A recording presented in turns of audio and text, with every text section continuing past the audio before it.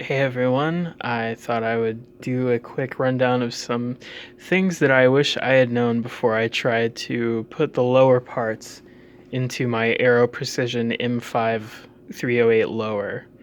Um, so, one thing to note right off the bat is when I got this, there was a pin here where the bolt catch is already installed.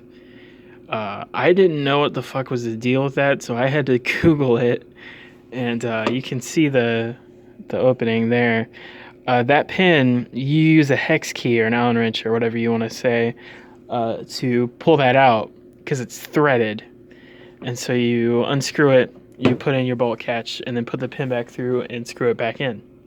And that made installing that very easy, very quick.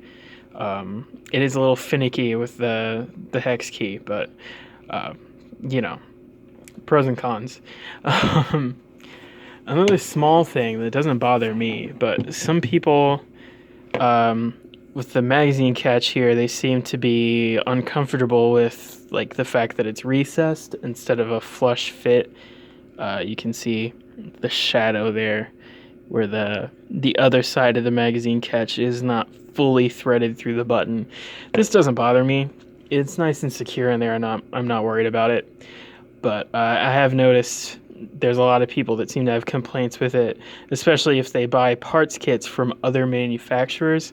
The lower parts kit I have in this thing is Aero, except for my trigger pack here is an RA140 from Rise Armaments, but everything else is Aero's M5 pattern from Aero.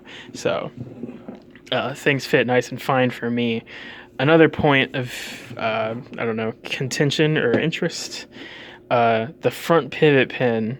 Um, Another one of those things where you're probably going to want to stick to Aero because they're not all going to fit quite properly. And also, you see this hole here that I'm trying to get the camera to focus on. There we go.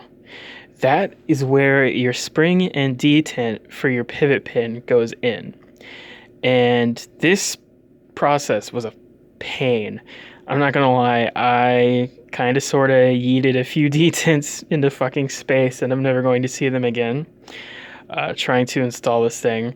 Eventually, what I figured out is that you put the spring and the detent in, press it down with a punch, and hold it down, and then start pushing the pivot pin in and pulling the punch out. And try to keep a finger over this hole as you're pulling the punch out, and put tremendous force on this pivot pin, and it'll snap into place if you're lucky. This took me a while to get that right. So yeah, that was fun. Aside from that, this was actually very easy to assemble. I don't even have a vise, so I don't have a vise block either. I built this laying in my girlfriend's bed. So yeah, I'm excited to continue with this build, and those were only the only sort of quirks with Aero's M5 pattern that I thought maybe you ought to know, because I was trying to look for these tips myself and couldn't find them, and a lot of people don't have videos of themselves actually assembling an M5 from the ground up, but there you go.